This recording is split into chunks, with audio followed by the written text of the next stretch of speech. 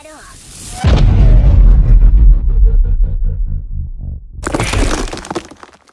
れが手加減というものだ。ドラゴンバスター。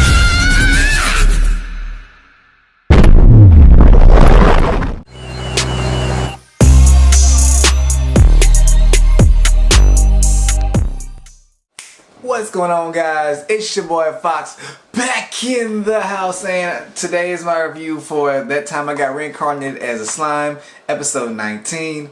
The reaction and this should be up at the same time when after to the same day the episode drops. So and if you're wondering where my other stuff is, like I said in the reaction, I've recorded them, but they're in YouTube jail. I'm trying to get them out. 17 was uploaded the other day and all that, so they'll be out of order, but I'll get them out as soon as I possibly can and all that. But that's getting into this week's episode. This week's episode was action packed. We got to see Benny Maru. We got to see, actually, someone I wasn't expecting to see too much of was Hakuro. He didn't do a whole lot, but what he did was dope. So we're gonna jump straight into it. I'm gonna try and keep this one like shorter than what I normally do. I know my videos are usually long-winded and all that, but we're gonna try and stick to the facts. So episode 19, this is pretty much the war between the the great nation of Rimuru and Kyabris. I can never pronounce the name. Y'all can tell me, but even then I probably still won't get it. But it's the war between them. And Rimuru's like, alright everybody, get ready, we going in. They go in, and you got Rimuru and his forces, which consists of pretty much everybody except for Shuna doesn't get in the battle. I really want to see her. I really want to see what she can do now that she has evolved into a Kijin. But I guess I'll get that later. But so Benny Maru's in there. He's doing what he does. He's throwing fire. I really wish he would use a sword. Soe, being as calm and suave as he normally is commanding his unit, taking care of the giant megalodon swordfish in the sky. He at one point it looks like he manages to tame one, because he's like, y'all, because he makes them crash into each other with sticky thread, steel silk thread and all that, and then he flies off with it. He's like, y'all take care of some of the other ones, I'll take care of these, and he flies off into the distance. And I was like, you can't be pretty and just super talented at the same time. It's just really not fair for the us regular Joe Schmoes out here. Y'all know, who I'm talking about. But anywho, so yeah, that's going on. Now, what I was not expecting to see is, one, I didn't know Ranga could fly. And then also I was not expecting him and Shion to team up. They are apparently teaming up because they want to, I guess, look good in front of Rimuru. That's pretty much the whole gist. And they are a pretty bad A team up. I'm not gonna stunt. They are putting in some work.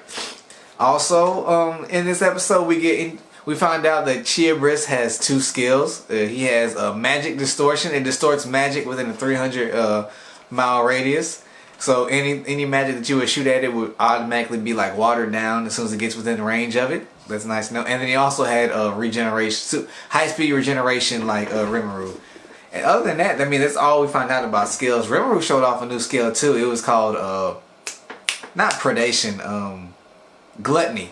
Because during the fight, Kyabris uses an attack which is pretty much like sending out all of his scales, like homing missiles and stuff. He can control them freely, and Rimuru sucks the first wave up completely. But they just, I know I'll get to it in the light now, but that's what I like about it. It explains a lot more and all that. So other than that, the episode's pretty simple. It's them fighting Kyabris. It goes about what you would expect from, and like I said in the reaction, it's kind of like a cliche episode. Like, we get this big hulking enemy who is supposed to be like this dominating force. Like, every time it comes around, every few hundred years, people just get wiped out. It decimates countries. It rips children away from their parents because it kills them and all that. It's just not a very nice thing that comes through every few hundred years that we got to deal with and all that. And like a normal isekai anime, our protag who's overpowered comes through and pretty much, Rimuru was struggling with it, but at the end of the day, they kind of wrecked shop. Well, take that back. let me clarify. Our best girl, Milim, delivers the final blow. Now, we know that she is 10 times stronger than Rimuru, stated by Great Sage. But the way they hyped up Chiabrus was like even the Demon Lords have problems handling this dude. Like maybe if they all band together, you know, they can get the job done. But it made it sound like even like one of them on their own, you might get the job done, but you really gonna be struggling. Milim made that thing look like it was a puppy dog, and she just that's a terrible way to. She made it look like it was a gnat that was annoying her. Like, be gone with you. And she showed off some skills, but they weren't named. Well, she showed off one. The finishing move was called Drago Buster. I like it. You know, it looked like a Kamehameha from like Vegito or something, but it was funny. But then like before that, the Chiabrus sends out his scales at her, and either she freezes the scales or she literally freezes time. The way the frame was set up, it looks like she froze time, and then she's like, I've already seen that. That's not gonna work. And it's like, and they just stop, and then she's like, they just fall in. I'm like, hold on, wait a minute, what is that? You can't just show me that and not give me an explanation on what's going on. And then she's like, I'm showing restraint, Drago Buster, and she one shots it. He's done. It's done. And you know, prior episode, Chiabrus has a vessel. The vessel is that idiot Fabio, who was Lord Carrion's, not retainer, but one of his minions and all that, messenger. You know, he gets upset at Milim for humiliating him, which he rightly deserved because he punched Rigurd in the face and burnt half his face and burnt it half off. Dick. But, you know, so he becomes the vessel willingly, but he gets tricked, but he's being tricked, but he's one of the people who think like, I can handle it. No, you can't, obviously. So, and Rimuru finds this out because apparently at some point Chiabrus starts talking like Milim, like damn you Milim, and he's like, this has nothing to do with me. And for a split second, it looked like he was sad about it, but then he was like, hold up, wait, if he wants Milim, that means I can rely on her. Because the whole thing about Milim not being in the battle is that they didn't want her involved. Because I think, correct me if I'm wrong on this one, but I think it would just look bad politically if Milim got involved. Because she's already noted to be one of the strongest Demon Lords. I don't know where she exactly ranks up. I think she ranks up like at number 2, and maybe Leon is like number 1, or it used to be. I don't know. I'll find out later in the novels, I'm pretty sure. So, yeah. So, that's when Rimuru was like, Milim, and that's when we cut to her and she's like sleeping. Because she's been trying to get in the fight all day. And Rimuru's like, no, you can't. I told you to stay back at the crib. And she's like, look, I can watch, can I? And I'm like, yeah, let my girl watch. Let her watch the fight. But the whole time she's watching, she's just like really itching. I'm surprised she just didn't jump out there without his consent. Even though they are best friends and all that. I mean, technically she is stronger than him. He really couldn't do anything if she just really decided, I'm going to get up in there. You know? So, once she steps in, she mops the floor with Chiabrus like it wasn't nothing. Fabio gets popped back out. They saved his life. I think they shouldn't have, but you know, I'm not that nice when it comes to characters I don't like. So it is what it is. Like I said, they saved his life, and that's when you know, he comes to. He actually gets some manners about himself. When he wakes up and he realizes what he did, he apologizes immediately. And, you know, Rimuru's like, dude, whatever, fine, I don't care. I don't want your life either. And then he asks Milim, like, Milim, are you good? She's like, yeah. She's like, I've achieved such maturity in this time that it is now beneath me. I'm like, you're such a child, but I love it. She's just so cute. Best girl. I will have that statue. I'll probably cry when I buy it, but I'm gonna get that statue. And when I do, I'm gonna do a whole unboxing for it and everything because it looks nice. But you know, and Milim's like, yeah, I'm fine, cool, whatever. I forgive you. And then that's when this is when we find out. Now Fabio is a minion of Carrion.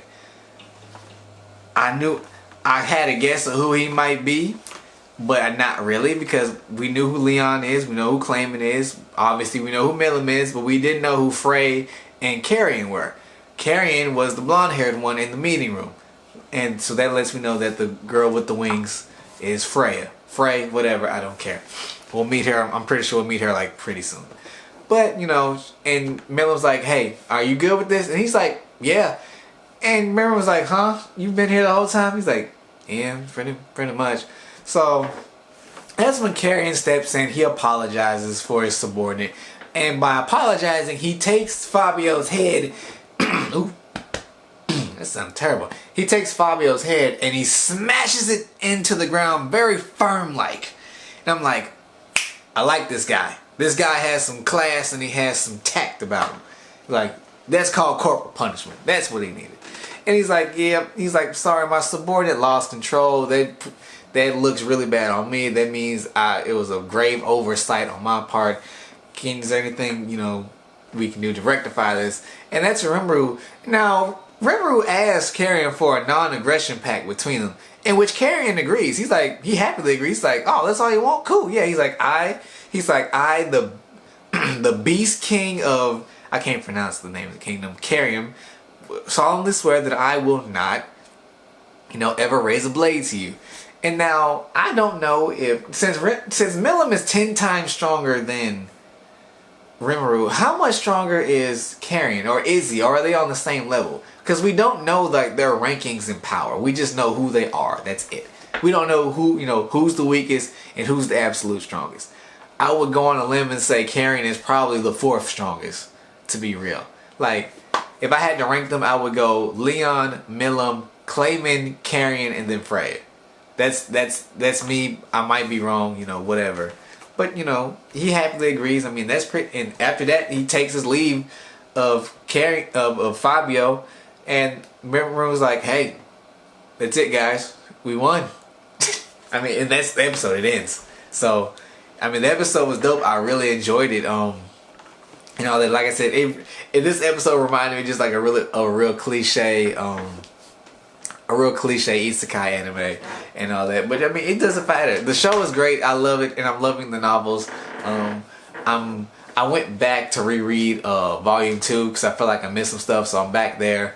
Then I'm gonna go back and pick up where I left off on volume 3, which is like in the middle. So, but you know, that's it. I hope you guys enjoyed it. Sorry for not dropping the other videos for this series and stuff. Like I said, the reactions had been made. I'm just been having to re-edit them, re-upload them, and YouTube keeps hitting me for something.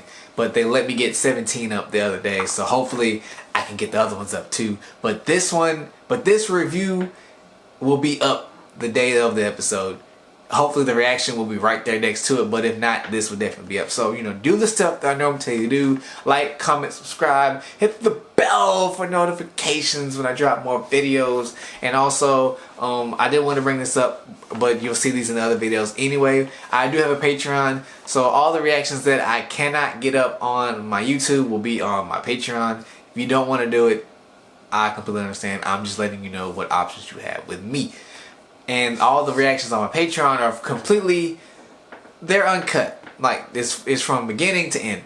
You know, YouTube, I gotta chop it up crazy ways just to make it work. But you know, this video is already longer than what I want it to be. So, you know, with all that being said, it's your boy Fox.